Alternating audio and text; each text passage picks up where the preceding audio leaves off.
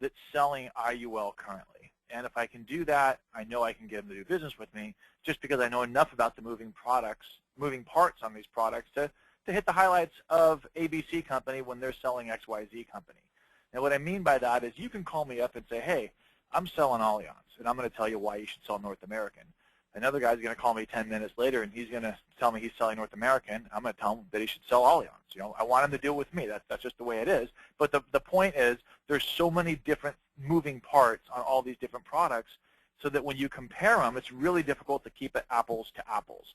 And that's kind of what I want to do today is give you some of the moving parts, tell you which parts, you know, companies really hold true to their heart, and see which ones sit well in your stomach. In other words, you can take a look at the way these companies are being shown by other IMOs, by yourself, and how these illustrations are portrayed and what really makes them work. And the best way for me to do that is just kind of show you 3 different ways of looking at these 5 different companies. And this isn't going to take very long. I'll probably do this in 12, 15 minutes. But then I have a couple other things I want to share with you at the end of that. And then I guess, Greg, are we going to open it up for questions, or I guess they can type their questions there, because I know there's a couple of questions that have already came in on the typing. Yep, absolutely. Yeah, we'll just utilize that chat feature, and we'll answer those after we're done going through these. Okay, so let's just take a look at what this says up top. You know, on an annual point-to-point using an S&P 500, what I did on this first screen is I just said, look, this is what the companies are currently letting you show.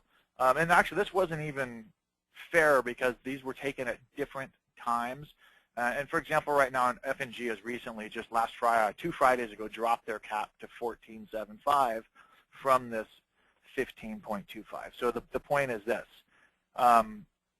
They were allowing you to illustrate this higher than 8.5, so I just adjusted it down to 8.5 because, you know, I've seen Minnesota in the 9 range, which 8.9 and 9% is what they were, F&G and Minnesota respectively. So what I want to do is just kind of go through, explain what all these numbers are, show you what happens when you tweak them, talk about the tweaking, and then get to the results and show you how I like to interpret the risk involved with these illusions, you know, illustrations becoming reality, because I think we're all pretty confident that all these numbers we put together aren't real, aren't exactly what's going to happen. They're not linear in their rates of return. So let's just start by looking at the caps. So if you go across the top here, if we look at Allianz and North American and LSW and Minnesota and F&G and look at their caps. And as I explained, everybody on this call has been to the meetings, how these companies come up with their caps. Someone will look at this and say, well, why is F&G, you know, 4 points higher than Allianz? Well, Allianz has a very small percentage of their premium going into the S&P 500 one-year point-to-point because they have all those other buckets. If you want to compare, you know, these 3, North American, LSW, and Minnesota, right in line, F&G happens to have a unique way of looking at this product. They have another sister product that's a death benefit product that doesn't have nearly the cap. It's down in the 10.5% range. But what's interesting about this is they use the per thousand charges, the monthly mortality expense fees, if you will, to really justify a higher cap. So what I did here on this page was took the company illustrated rates, just said, hey, what these companies are saying, what the default rates really are in these policies. I don't like anybody running, you know, north of 8%. I think 8's the extreme top. I like to see these ran at 7 and 7.5%. I think that all the illustrations that we've shown in the classes and the ones that Greg did last week, he's probably inputting 7 and 7.5. But what I really want to do is point this out.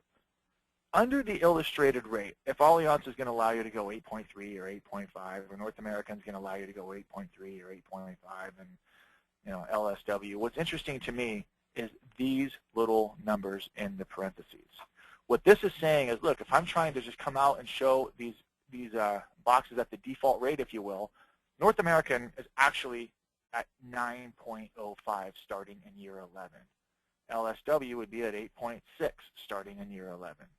Minnesota Life would be at 10 starting in year 11, and F&G would be at 8.75 starting in year 11, and Allianz doesn't have that. So all of these numbers, the cash value at age 65 and the income generated from these policies, is not just contingent upon the number that you're putting in as a default.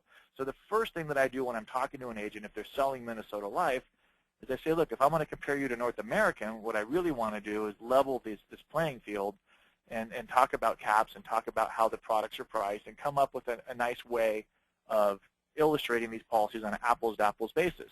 Now, if they both have a 13% cap, I like to take somewhere between 50 to 60% of cap and run the numbers that way, and I'll show you that on the next screen. But all things being equal, just right out of the box, if you go run these policies and solve for minimum death benefit with a $10,000 premium, and we're going to pay for 25 years, starting cash flow in the 26th year at age 66, because it's a 40-year-old. If you look at the numbers, the cash value in the 25th year, I go from 720 to 825. Well, that's a considerable difference going from 700 to 825, but it's also a considerable difference going from 8.6 to 10. So you can just see right off the bat there's a tremendous discrepancy simply because of the way people are running these policies. And I see Minnesota Life ran at 8.5 all the time, and agents just don't realize that when you read it that you're actually showing, well over 9% starting in year 11. And to me, that's one of the biggest issues that I see out there. And then here's where the rubber hits the road, so to speak. If you go look at the income, $719,000 of cash accumulation at age 65 throws $91,000 out with Allianz. If you look at North America, they have $773, a little bit higher, but they got $100,000 coming out.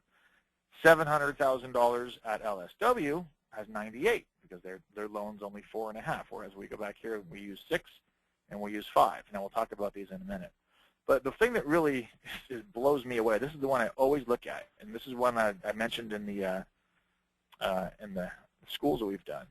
If you have $825,000, obviously it's higher than everybody else because we had this, 10% starting in year 11. But that 825 explodes to 137,000, and the highest next competitor is 40% less, 35% less, and it's because they always show a very low loan rate, 4.3 in this case, and I've seen it as as low as 3.7. So actually, you're showing over 9%, almost a 10% rate of return over 4.3 arbitrage is going to give you 137,000. That's a 16% cash flow. You take 16% at 825, and look what you're going to get. Okay, F&G, very interesting to me because they, 8.75. They generate 675,000. They're at 97,000, and again, their loan, when I did this was 5. They've actually lowered that to 4.5. But what's interesting to me is that when you look at all of these and you try to come up with a way to compare them, how do you do it? How do you say that these companies are all the same and they're all going to be getting 8.5, 8.3, 8.2, 9? How do you actually compare all those? And the answer is that you can't. Now, a lot of different IMOs do a lot of different things. I know what Rocky DeFrancesco likes to do is take this rate and take 20% off all of it and go from there. And in my way of doing it, it's very similar, but I like it to say, look, hopefully you all got out of the school the way these companies are buying options. And if they're taking money off the top, then they're going to have less of an option budget to go out and hedge these products. In other words, if they're going to pull some profitability right out of the top of everything, that's going to obviously take away their ability to hedge these products more efficiently down the road. Hopefully you guys all remember those slides because there was about 6 of them. And to me, the point is, hey, if a company can afford a 15% cap, they're obviously not pulling any profit off the top because they're putting all their money into the option budget, which means they're going to have some more expensive fees in the product. If they're going to have more expensive fees in the product, well, then they better have a better rate of return to make up for that, right? So let's take a look at what happens on the next slide. If we go out and we try to levelize the illustrated rate, what do? I'm just going to say, what if we take, 60% of the cap, which is kind of what we've done. 60% of the cap gives you roughly these illustrated rates, 13.5, 60%, and then you have to subtract out the 0.75 kicker. So in other words, what I'm trying to do is just make all of these policies run at an illustrated rate that goes with the caps. In other words, if I can afford a 13.5% cap, I'm going to take 60% of that and come up with a good rate of return to make this thing work in the long run. And hopefully that makes sense. So if I just levelize them all across the board and say 60% of 13 minus the 0.35 kicker, 60% of 13 minus the 1% kicker, 60% of 15.25 minus the 0.25 kicker. So in other words, what this is kind of doing is just basing it on, hey, if they were able to have the same profitability for the last 25, 30 years, whatever we did in the look-back period, let's just take 60% of their caps and come up with that as an illustrated rate of return and adjust it for the kickers. And again, I'm not trying to say this is the way to do it. I just want you to see what happens to the numbers when we levelize them, and then I'm going to show you another way to twist them a little bit and talk about what's more important to you, the rates of return or the guaranteed loan spread, or the fact that these policies have certain costs associated with the mortality on them. So just by doing it this way, obviously the targets aren't going to change. If you look at these targets from the prior screen, they're going to be the same. But look at this. The cash value goes down 8% because I'm lowering the illustrated rate. It goes down 14% when we levelize it. It goes down 12% when we levelize it. It goes down 34% when we levelize it. And actually goes up a little bit because 60% of 15 is a big number. So that's why this one actually does go up. And whether or not this is a realistic number, we already know it's not, because they just recently, 2 Fridays ago, lowered it to 14.75. And again, I'm sorry, I didn't adjust these slides because these slides were imported, and I can't change these individual deals. I built it on another spreadsheet and imported it into the slide, so I couldn't just go boom and change that. So here's the deal. When we do all of that, how much money can we actually pull out? Well, in this situation with this 5% guaranteed loan, the income was $76,000. It was $91,000. Our $72,000 with a 6% guaranteed cap at North American dropped from $100,000. Okay, so just by levelizing the field, you can see what happens to these rates of return. They're going down considerably. What I think we're doing is making a much more realistic rate of return. Okay, with a 7% loan rate, because there is no cap, this is what's interesting to me. When I go play with a company, how do I explain to an agent that a company doesn't have a cap on their variable loan, and this company does have a cap on their variable loan? So when we're trying to compare them, how do you show your cash flow coming out of a policy that doesn't have a cap versus a company that does have a cap? If they're guaranteed at 6, it's obviously never going to get higher than 6, so we can show 6. But these guys, since currently it's well below 6, but it can go above 6, what do you show? And that's one of the things that we need to talk about.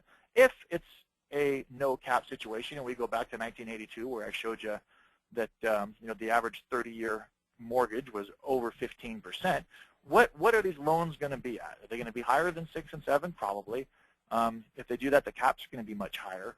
But I guess what I want to say is this. How do you really compare a company that doesn't have a cap to one that does? If we guarantee the caps, that's just something that's a cost, right? And there's two sides to this, because if there is no cap on the loan and interest rates go through the roof, they're not going to have to subsidize these policies with a smaller guaranteed loan rate.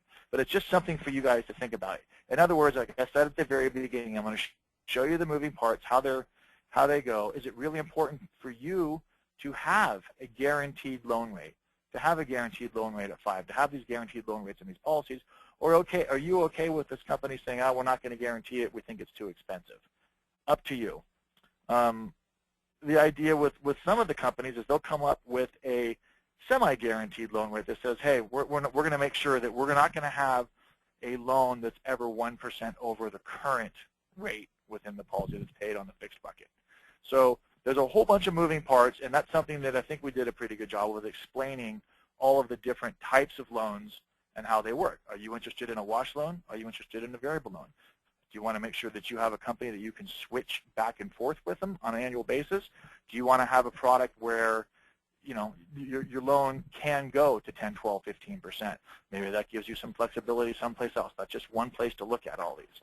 And again, my whole point of this is for you guys to call me up and say, hey, I'm selling North American. I'm interested in looking at LSW. Show me some of the other things. Maybe they don't compete on the cap, but man, they've got some pretty interesting opportunities for my clients with chronic and critical illness riders. So what my whole job is to talk to you about Allianz and compare it with North American and compare it with LSW. And I showed you guys those 11-page printouts that I have that basically explore everything that these companies have, and I think I showed this to you guys. Greg, is this showing up okay? We have all these different companies. Yeah, you can probably make it a little bigger, John.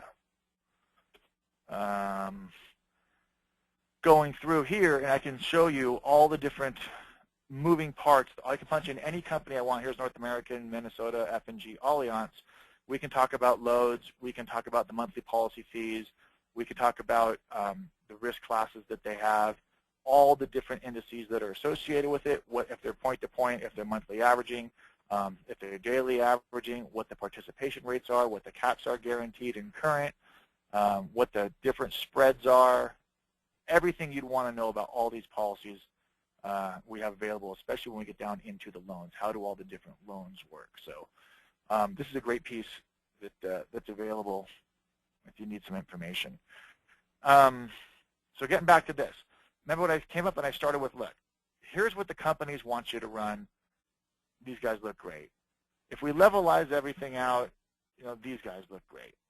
But how do we really try to do something? If I just want to say, look, this is what a lot of agents do, which this I don't agree with at all, but this is the prevailing way to compare policies. Who's got the cheapest fees in the policies? What happens if we just run them all at 8%, right? Well, to me, it's not a great place to start. How can you say we're going to run them all at 8% when someone's got a 14.5% cap, someone's got a 10% cap, someone's got an 8% cap? You know, you just can't say 8% because these products are priced differently. Caps do matter. Companies price their products to have a low cap. It's generally a product where they're not putting a lot of money in that. They're taking some profit up front, so it's a death benefit sale. The death benefit type products tend to have smaller caps. So what I want to say to you is this. If we go run them all at 8%, how is that fair? Because Allianz, if we run it at 8%, we're going to keep it at 8%. But in North American, I need to go into the software and adjust it that in year 11, I want to drop off 0.75. With LSW, we've got to drop off 0.35. You know, with Minnesota, they have a non-guaranteed 1% kicker. We need to run that at 7. F&G's got this 0.25, so we got to run it at 7.75. So do you go into the software and do I lower Allianz to 7.25 and make these all 7.25? Do I keep Allianz at 8 and make these things all stay level at 8? Or do I go into Allianz software and say, hey, I'm going to run this at 8.75 to match their 8.75 in year 11? Hopefully this makes sense. If not, call me after. We'll go through this in a little more detail. But the bottom line is this. I don't want to show any company running at a higher illustrated rate, winning the battle, and having the agent show that to their client based upon an illustration war. Right? I just don't think that's a fair way to do it. So if we go through here and we do it this way, we just run them all at 8% where we subtract out the 0.75, the 0.35, the 0.1, and the 0.25. Targets don't change, but these cash values change considerably because now we're showing some pretty small numbers. Whereas before we had over 135,000, we drop it to 7% now. Now we're at 59,000, right? And I even went ahead and dropped the loan rate down to 6%. Instead of 7, which I did in the other scenario. The whole point of this 3-slide scenario is just to say, look, I can make any policy outperform another policy by just playing with the illustrated rates and understanding what the kickers are. And I don't think agents take a look at what the kickers are, and they don't think it's important enough to understand. That's probably not a fair thing to say. They don't read the illustrations and see that this has a 1%, that this has a 0.75. Because 9 times out of 10 when I'm talking to somebody, they don't understand that if I'm trying to run company North American against Minnesota Life, well, this has a 0.75 that's guaranteed. This has a 1% that's non-guaranteed. How do we compare those two? Well, that's something that I set up with each individual agent in a different way. I don't have a set way to do it. No one can have a set way to do it. A lot of agents really want to have the loan feature is the most important part, the exit strategy. Show me one that's guaranteed and guaranteed at a good rate. Another guy's going to say, I don't really care about the guaranteed loan. I'm more interested in a high cap. I want to build a bunch of cash value for this. So whatever is important to you is probably what's important to your clients. And because that's what you're going to be presenting, and that's what you're going to show, and that's probably what you own. And that's something that we talked about, too, with all of you, is hopefully you guys own one of these policies so you can pull it out and say, look, this is what I did. This is, even if you have an old policy that you bought the hottest product 10 years ago, and you have an Aviva policy, an Ameris policy, whatever you bought years ago. Pull these things out and say, look, I believe in this. I'm not going to change this now because I have a surrender charge, but you need to be able to show these people that you've done it yourself. And if you haven't done it yourself, if you don't believe in it, you probably shouldn't be selling it. I think that's true across the board with anything that gets sold. But let's get back on track here, because I want to just say this last thing about the income. You'll notice here that we've gone from 137 to 59. We've gone from 91 to 76. We've gone from 100 to 72. Okay, these are 25, 30, 50% decreases. But all we've done is gone in and take the company illustrated rate, the defaults.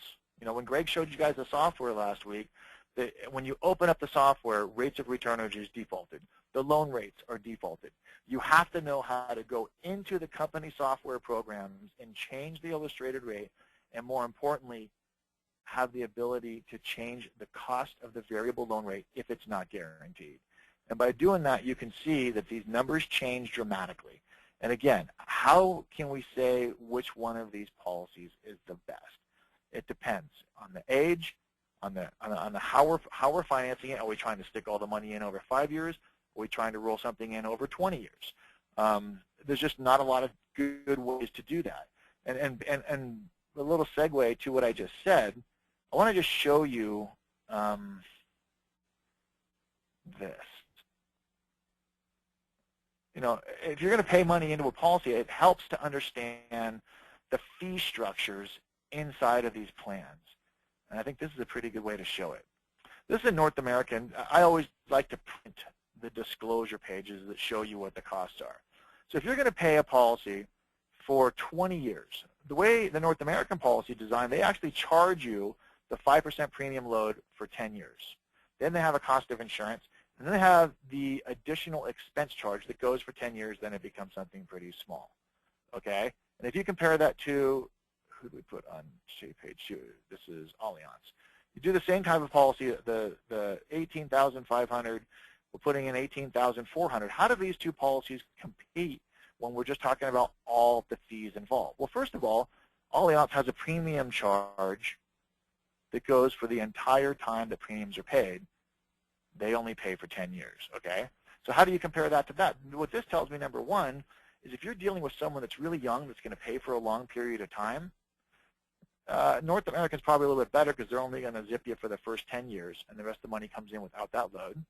Plus the fact that, remember, North American's the only company that credits your interest, your segment returns, back to beginning of the year values. Well, if someone gets a little older, that snowballing effect doesn't quite catch up. If you take a look at the total fees on a Allianz product, they're spelled out for you. In year 20, the total fee on an $18,400 premium is $920 plus your $90 policy plus your $1,900 cost of insurance is a total of $2,900. Let's go look at year 11. Year 11 is $2,400. Let's go look at year 11 back here. You've got $2,600 plus $300. So you got a total of almost $3,000 bucks. It's 20% more. So if you just started printing out all of these illustrations and trying to compare the internal charges on this gentleman that's 45 years old, how do you decide who's got the cheaper fees when you have a majority of it over here at the beginning, none here, whereas here we have a premium charge the whole time? What you have to do is take a look at two different things. You want to look at the loads in the policy, and you want to look at the length of time. If someone's going to keep a policy for 10, 15, 20 years, which in my opinion, I think I've made this pretty clear in all the presentations I've done, that someone needs to keep these policies at least 15 years, hopefully 20 years if they're using this as a savings program. And if you're running 3 or 4 companies and you pulled out these expense charges, the ledgers, if you will, that explain all these different moving parts, how do you compare them? Well, that's what I want. That's what I do. That's what I want you guys to do with me. I want to sit and pull these out on each individual case with you and say, look, this one's only going to pay $900 for the first 10 years. That's why this 35-year-old looks so much better with ABC Company. Or, hey, we're only going to fund this thing for 5 years, so it doesn't really matter. Then we're going to drop the death benefit as soon as we can. We want to look at a company that takes their fees in a different way. And I think that's all I really want to say about that, because I did want to hold this to a a 30-minute deal by the time I got to all that. Greg, does anybody pop any questions up on any of that, or do you want to add anything to what I just said? There's one that we want to cover. It's just, John, you and I talked about it, and it was asked again, talking about the fees when you're looking at a variable product versus an IUL. Oh, that's a good point. So let's go back to this, because, you know, it's always interesting. I don't know if I can pull up. I actually have that. But when we run a policy on an IUL versus a VUL, we run it at 8%. Remember on the slide that I put up, it talked about what's the net. And one of the most important things to look at when you're running a quote or looking at a quote or comparing an IUL to a VUL is the net rate of return. Because we hear all the time how expensive these policies are. Everyone's always talking about how expensive IUL is and how it doesn't include the dividends and how it's just the worst thing in the world. And, you know, I think that by the time you come to our two-day school and you understand that, hey, yeah, these things don't include dividends, but that's why we can afford a higher cap, because the options that we buy are priced to not include the dividends, so we can get higher caps. And we don't have these separate accounts that the VULs do. We don't have all the fees that they do. So the answer to the question is this. When you run a VUL at 9%, when you read the illustration, when you read the enforced product, when you read the syllabus, it'll tell you, contingent upon the separate account that you pick, that 8% is going to generate you somewhere in the 6.5 to 7 net, because there's fees right off the top. We don't have any fees right off the top. So if you're going to compare our product to 8 to their product to 8, their product's, you know, going to be something less than 8, because they take their fees out of the rate of return right off the top on the illustration. And I can't see who actually asked that question, but you guys all have my number. Give me a call. Call my cell, 415-515-5005, and I'll get into that in a little more detail. But again, the whole point of this is to say, look, you guys, there's a lot of moving parts on a lot of these different products. What's important? What's important to you? The target premium? Well, that's usually what people look at first. What's more important? The rate of return, the cap, or the loan? And a lot of people really like their heart set on rate of return. You know, how can I tell this guy that I'm going to get 7% every year? And that's why a lot of these different companies have these backcasting tools that'll show you, hey, this is what you would have got had you been in this industry with a 12% cap, with a 13% cap, with a 14% cap for the last 15, 25, 30 years. You can actually do all that kind of backcasting. And to me, there's so much here that I know that when I do these presentations, guys and gals get a little confused. But the point is this. I know how all these different things work. If you're selling a company, let me just show you where their focus point is, what they really say makes their product more competitive than everybody else, and let's just compare it to another carrier and make sure that you're doing the right thing. I don't want anybody selling one company to every single person. A 25-year-old marathon runner and a 65-year-old diabetic, a guy that's buying life insurance and a guy that's doing a savings program are completely different companies.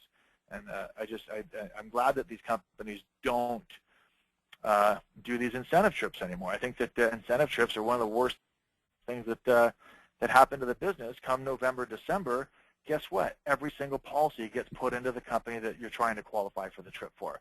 You know, actually, Rocky writes a book. If you guys, the Rocky, the Bad Investor book talks about agents that get trips, agents that get health insurance, those types of things that steer you, force you towards selling one particular company for your own benefit. And that's what keeps me in business. Is you guys, you know, if you could go out and do a large amount of business with just one carrier, maybe they'd give you a contract. But no one's going to give you, you know, the high contract with all the different companies unless you can, you know, do $10, $15 million worth of business. And that's what keeps the doors open at Optima. But now I'm getting way off track. Did I get into that enough, Greg? Is that the way the question was asked? Yeah, and we can do some. We can talk about it offline with Trey as well. So. Okay. Good. Does anybody else have any questions they want to type in there?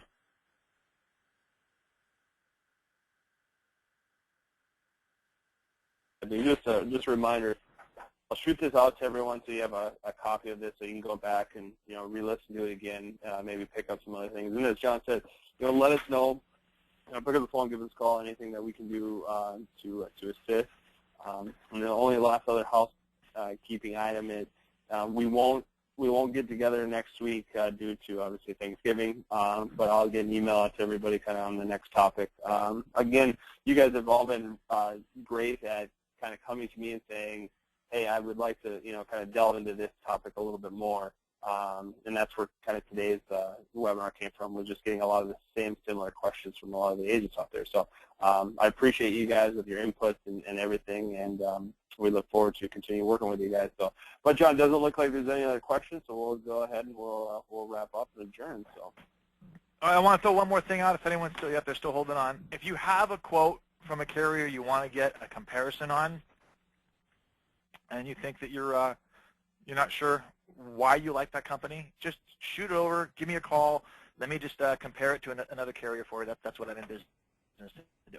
Thank you, everybody, for your time today. We'll chat soon. Have a good one, everyone. Thanks.